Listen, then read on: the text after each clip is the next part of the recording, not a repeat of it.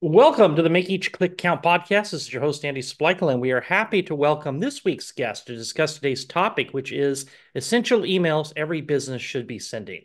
Today's guest is an email expert with a knack for driving growth and engagement for e-commerce startups. With over 5 years of experience with multiple brands, she has honed her skills in crafting compelling email campaigns that not only capture attention, but also prospects into loyal customers. In addition, she is Make Each Click Count University's newest instructor. A big welcome to Emily Farrell. Hi, Emily. Hey Andy, thanks for having me.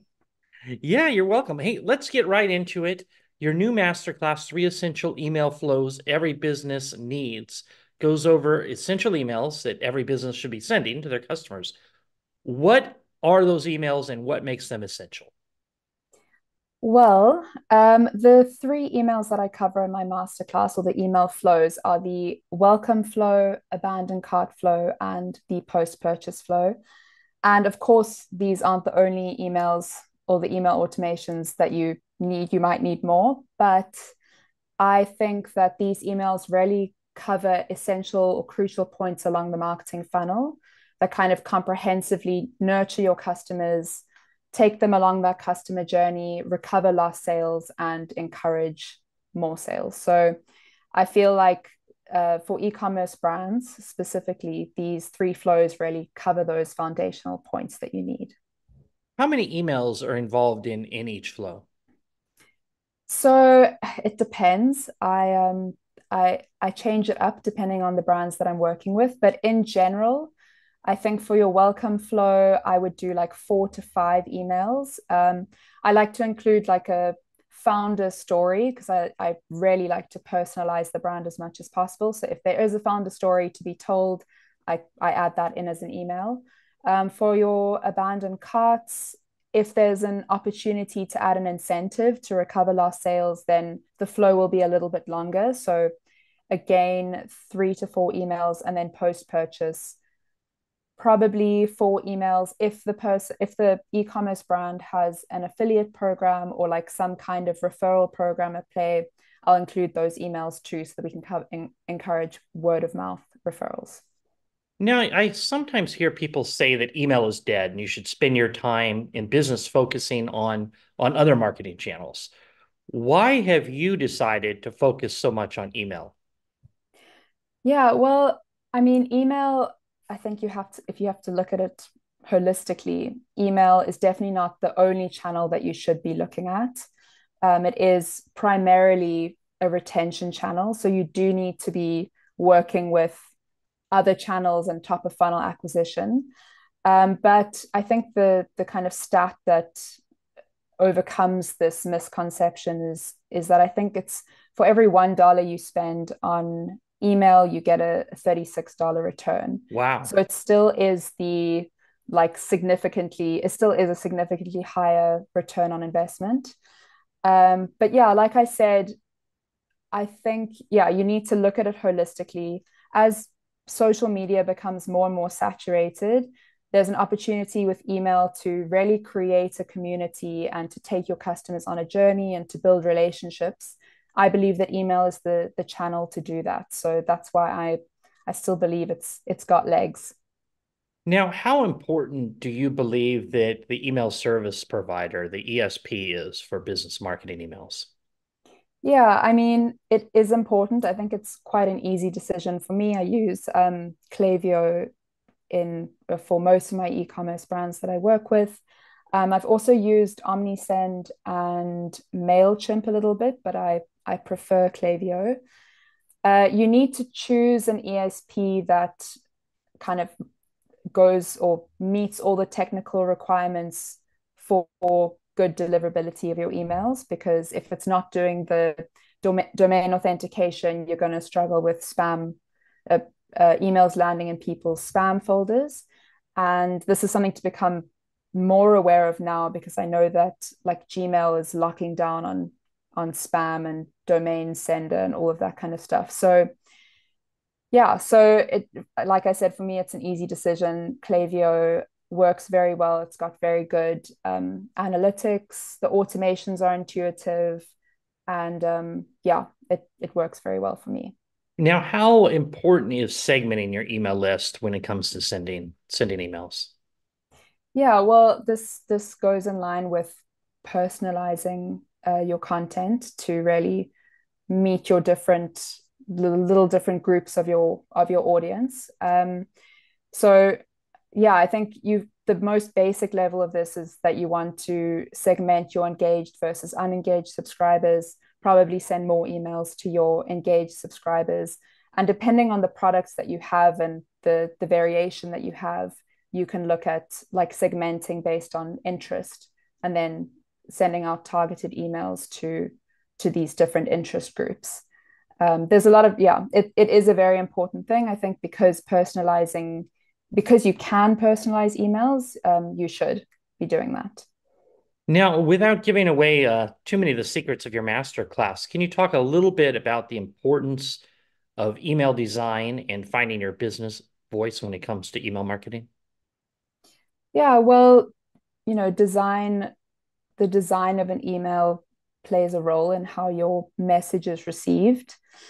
Um, you want to capture attention. You want people to actually read the content that you've put out there. So you need to put it out there in a compelling way. Um, yeah, I think you want to pay attention to things like fonts and colors and images. You want the design of your email to have some kind of consistency so that people are having like a consistent brand experience across different channels. And then finding your business voice is equally important. This is just like the personality and tone of your brand. I think the one thing to remember is that it's still people, even if you have an idea about who your business is and like the tone that you have, it's still real customers reading that content at the end of the day. So you really need to tailor your copy and your voice to what your customers want to hear, because people are just not going to read things that don't interest them. So yeah, I think yeah, that's an important thing to think about when you're writing copy. Yeah, no, that's a great tip. Now, when you're working with your private clients, do you design just based on a template in Klaviyo, or do you go a step further with the design? Are you testing? How does that all work? Yeah. Yeah, it's a good question. I've been doing quite a bit of testing because there's like a way up between building within Klaviyo's like block builder versus building on an external platform like a design tool like Figma and then just importing images. So I've been testing between the two. I find that like image-based emails do work quite well. If you focus predominantly on images and then include some text too, just because with the image-based emails, you can actually design something pretty beautiful and that pulls people in.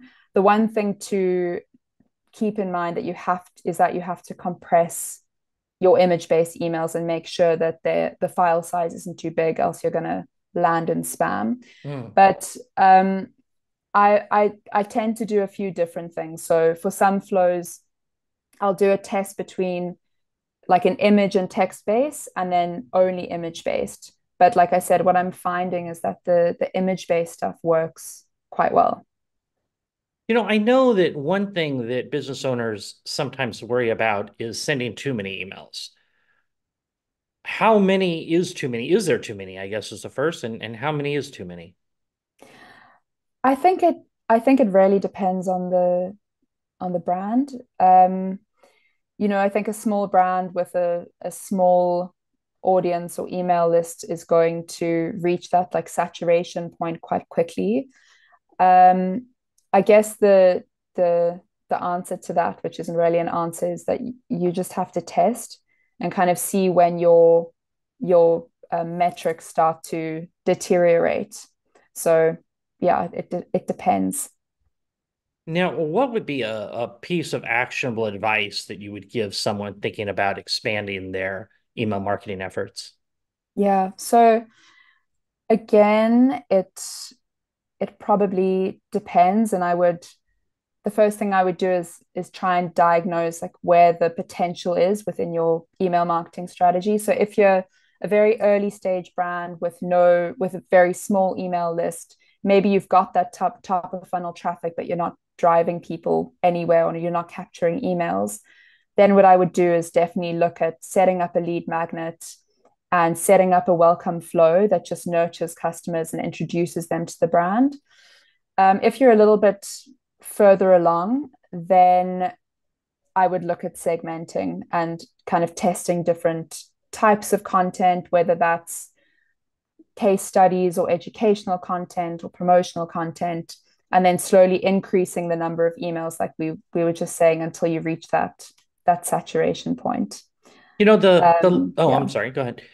No, I just one thing I wanted to mention is that I know for when people get started, they like just sometimes don't know what to do or what email to write.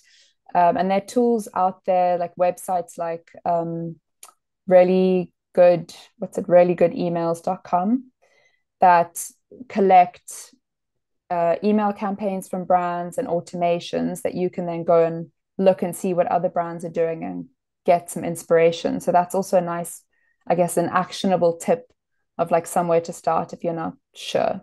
Yeah, no, that's great. Really good emails.com. Yes. Yeah, I haven't heard of that. I interrupted before I got all excited. You started talking about lead magnets.